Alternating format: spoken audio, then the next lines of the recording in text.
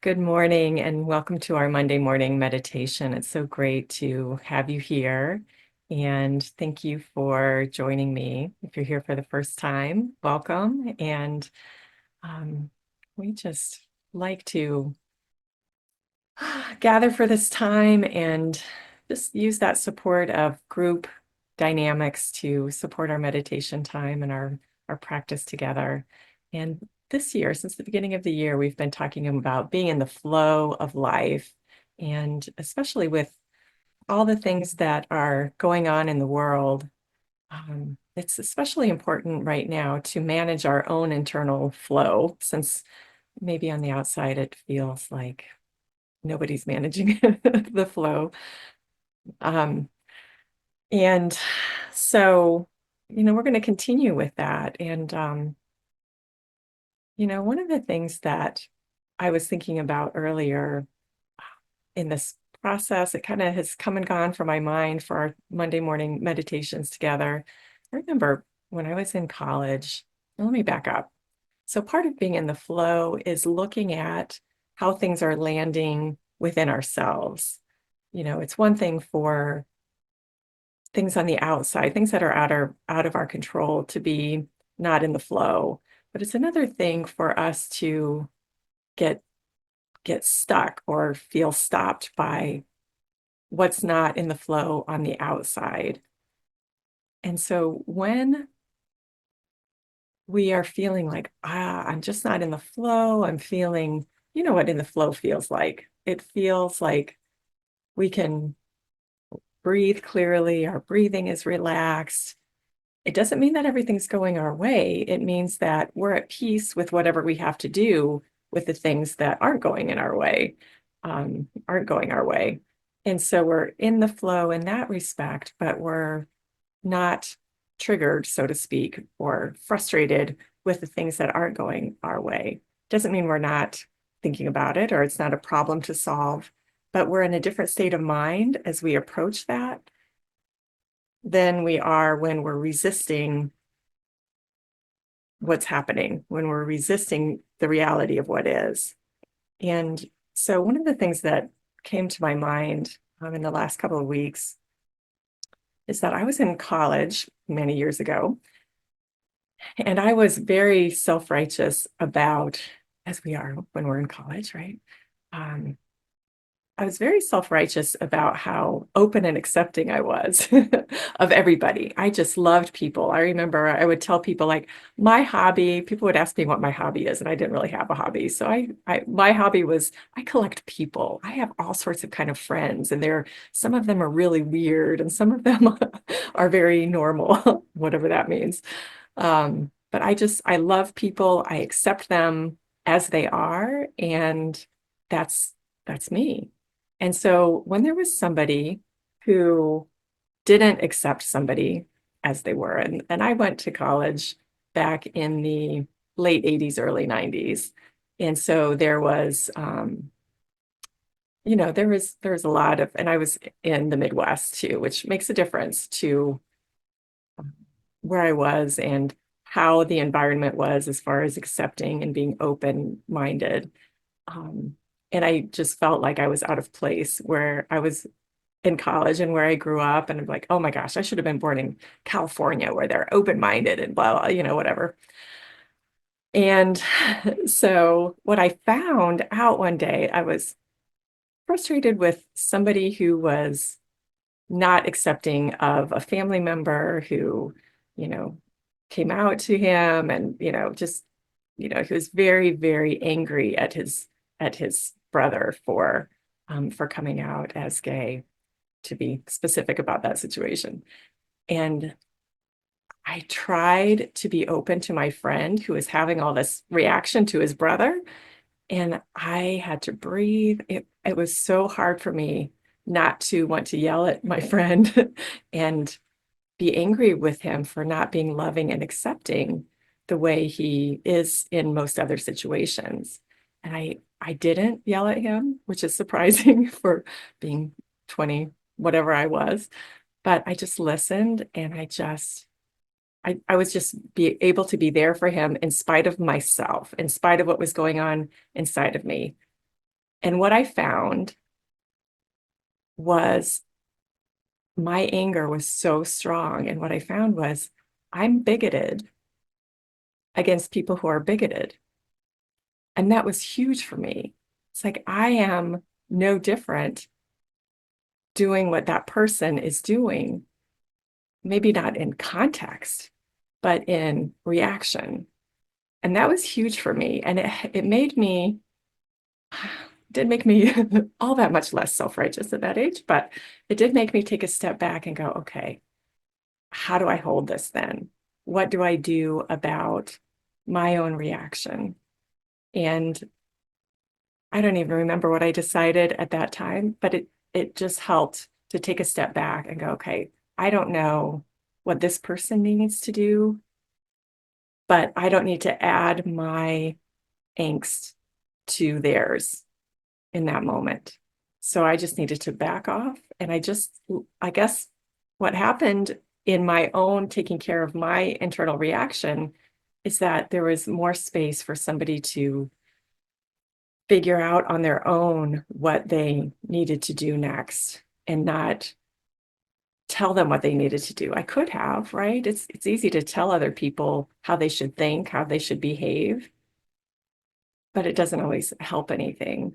Sometimes that, you know, everybody is different, every situation is different, but coming at that particular situation with my own anger that was so strong and hostility toward this other person who was just sharing about his grief about his brother, whether he was right or wrong, he was sharing openly. And my being able to hold the space for him hopefully helped. It was certainly better than bashing him over the head verbally, like I wanted to do.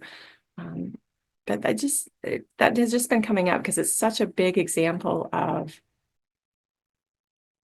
me making his problem my problem.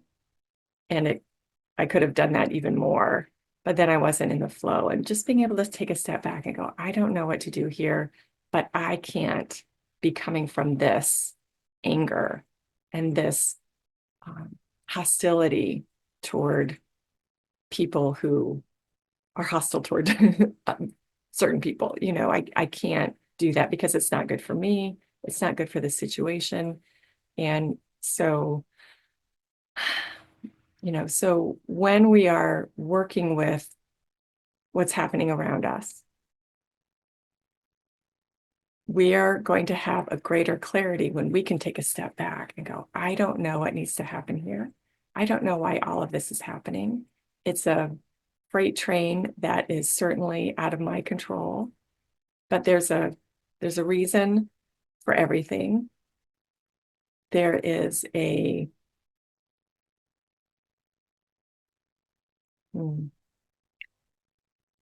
all I know is that there's a trust in some greater process that's happening that I have that I'm very grateful for.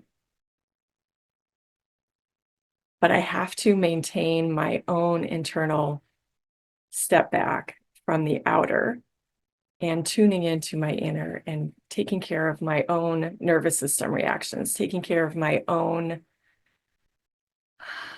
um, my own peace of mind, my own peace of heart.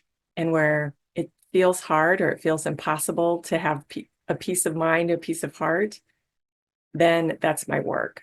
That's my work. That's where I go, okay, what do I need to forgive? What do I need to let go of?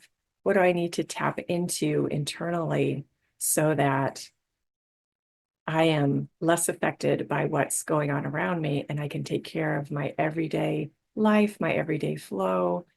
And that's my only job. That is my only responsibility, my first responsibility. Maybe not my only responsibility, but it's my first responsibility. And we've been talking for several weeks now on Monday mornings about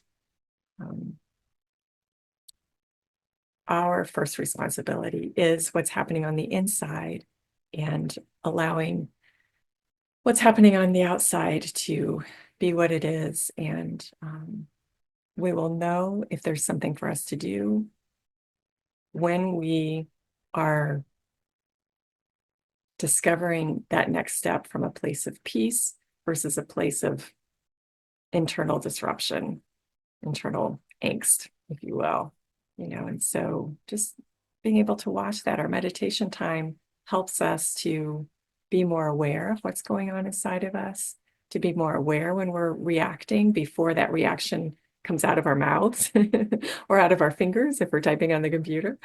Um, and it just helps us be able to see, okay, I'm feeling angry. What is that? What is that anger? What is that fear? There's a lot of fear right now, and fear breeds fear. And so I just so want to stay out of that that's happening, um, that's happening right now, and go, okay, what is mine to do? And if we are out of fear, if we are in a place of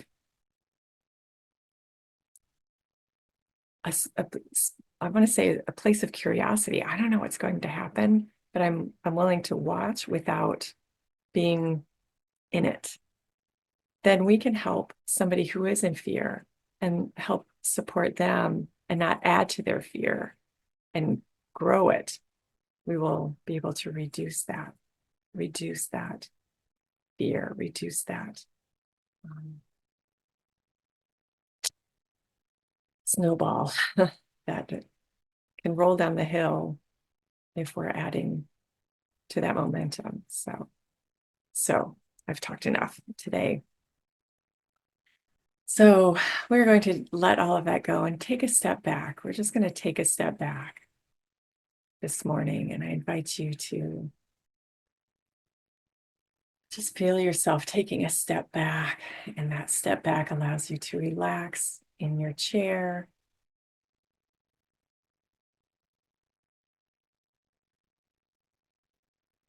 You take a couple of deep breaths. I've said a lot today, and maybe it stirred something in you, or maybe it didn't. But either way, we're taking a step back from all of that, from our to-do list, from our week ahead. We're bringing ourselves into this present moment together. We feel our body in the chair.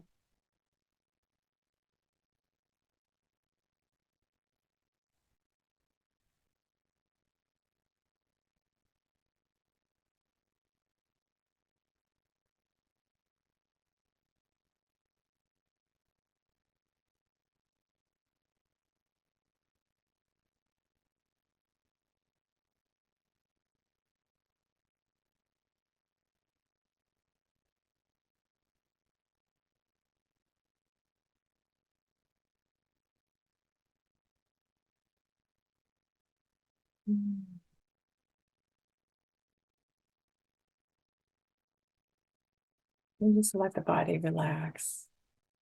See if you can relax your body. Just give it permission to melt into the chair you're sitting in. It may take a while. That's okay. It doesn't have to happen all at once or at all. But we're giving it permission to just be more relaxed than it was when we started.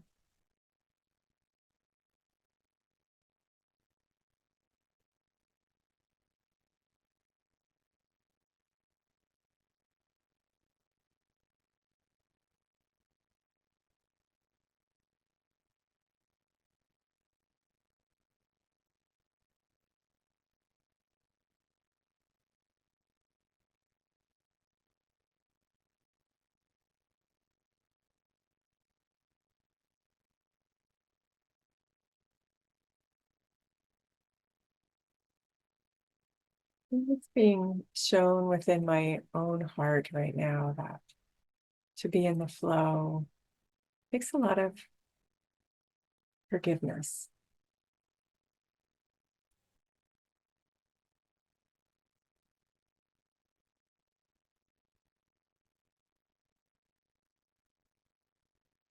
A lot of forgiving humanity for being imperfect according to our ideas of what should be.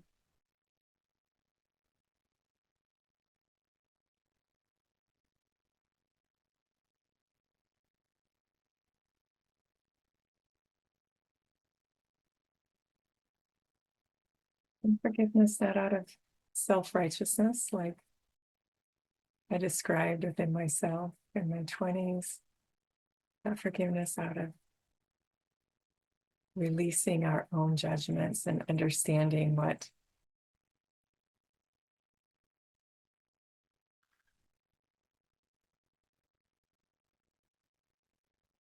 fear and ignorance and I say innocent ignorance can do to a human being.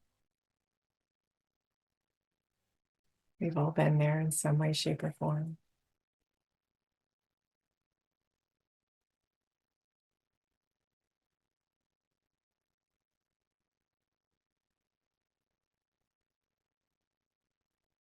And what I found in my story is that as I forgive my friend for his reaction, it helped me forgive myself for my own. Because regardless of the content of the situation, both of us were adding an energy in our worlds that wasn't helpful by our reactions.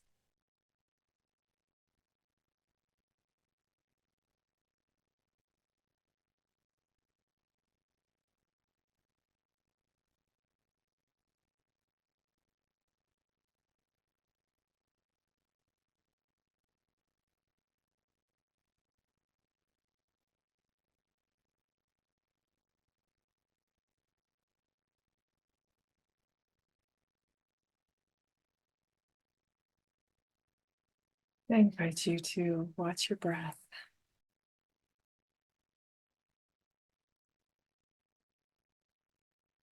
Just let your breath come in through the belly, breathing in, letting that belly expand. Breathing out, the belly relaxes. And the air naturally goes out of the lungs.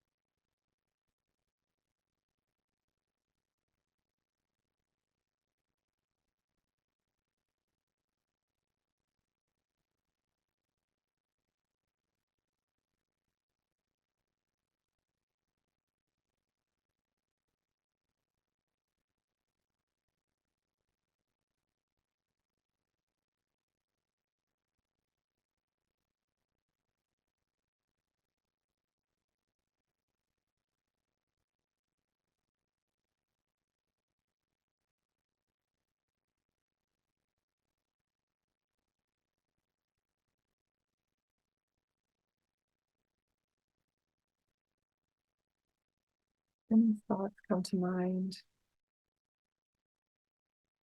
just let them go. Just let them keep flowing by.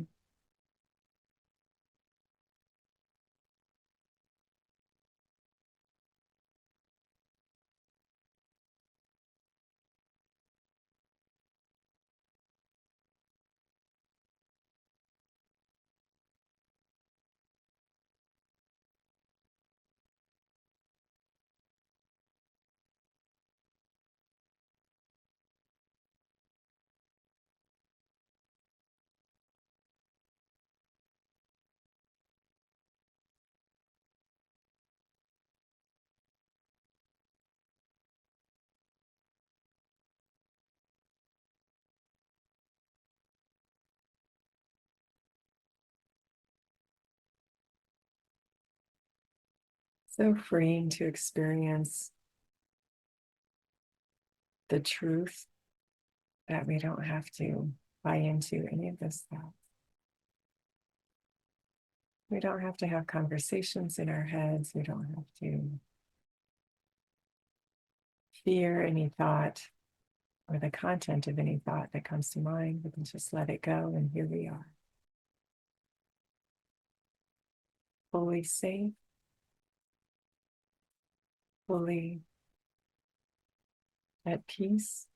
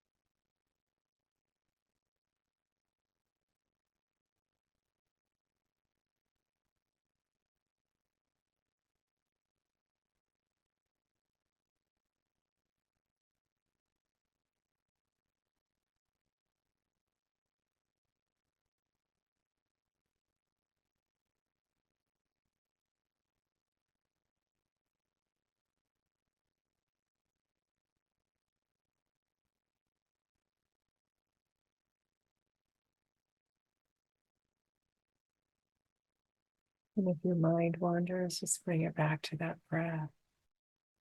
Just feel that breath moving in as you breathe from your belly, letting that diaphragm pour the air in. And breathe out, letting the belly relax.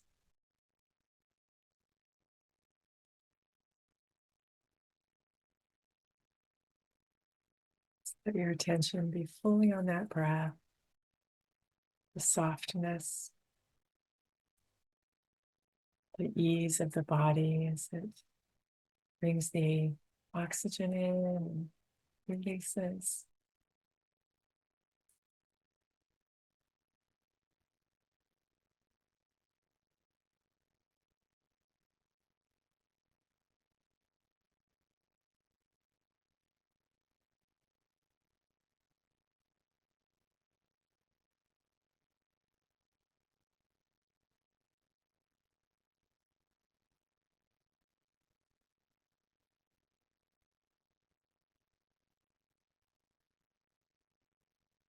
Perhaps you can even hear the breath moving in through your nose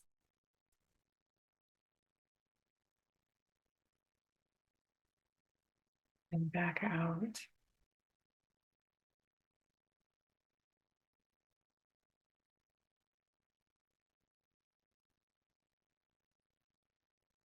That gentle air.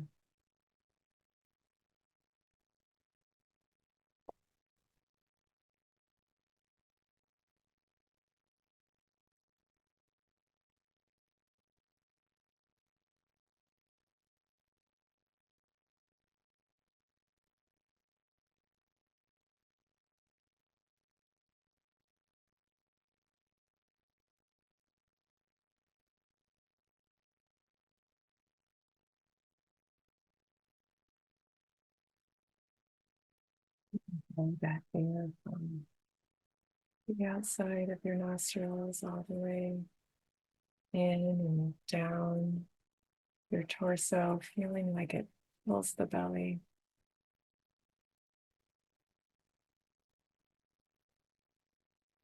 And feeling that warm air moving back out.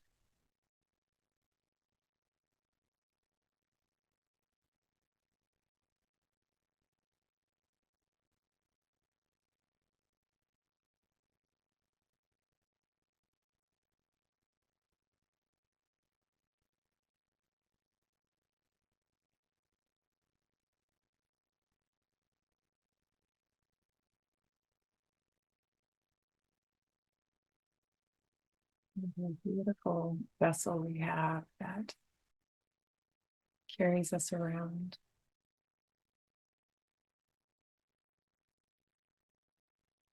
That can breathe this air and nourish every cell in our bodies, every muscle, every bone, every organ.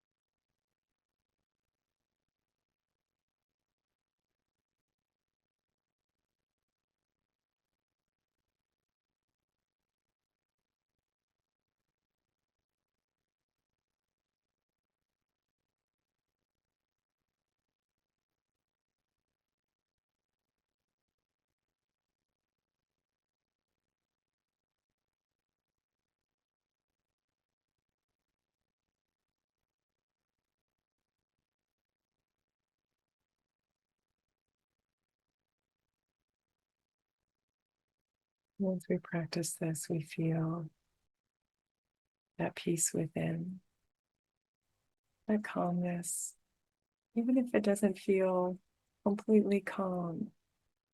Perhaps it feels at least calmer than when we started.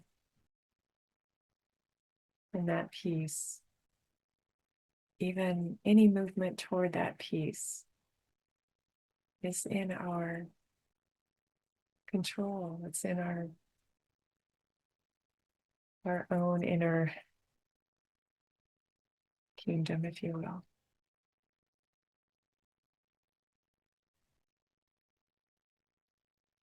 We can turn it on no matter what's going on the outside.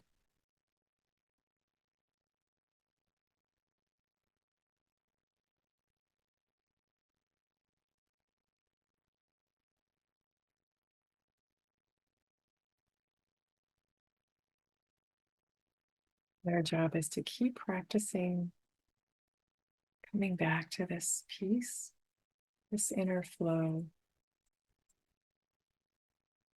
and removing any obstacles inside of us, any reactions that keep us out of that flow. It doesn't mean we don't take action. It doesn't mean we don't discern right from wrong. It just means that we're moving through whatever presents us with peace and clarity.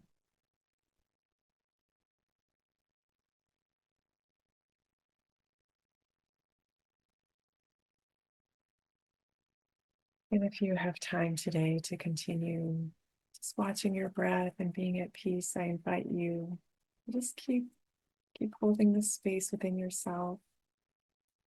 If you need to go about your day, I invite you to take a couple of deep breaths. Feel your feet on the floor if they are, or wherever they are. Your body in the chair, the room, all around you. And take another deep breath or two to let your mind body system know that you're switching gears.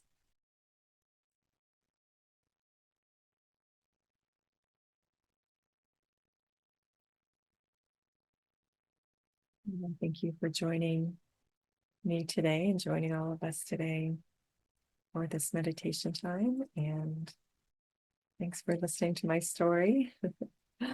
It's so great to have you here, to be here with you. Thank you. And I look forward to seeing you next week. Bye-bye.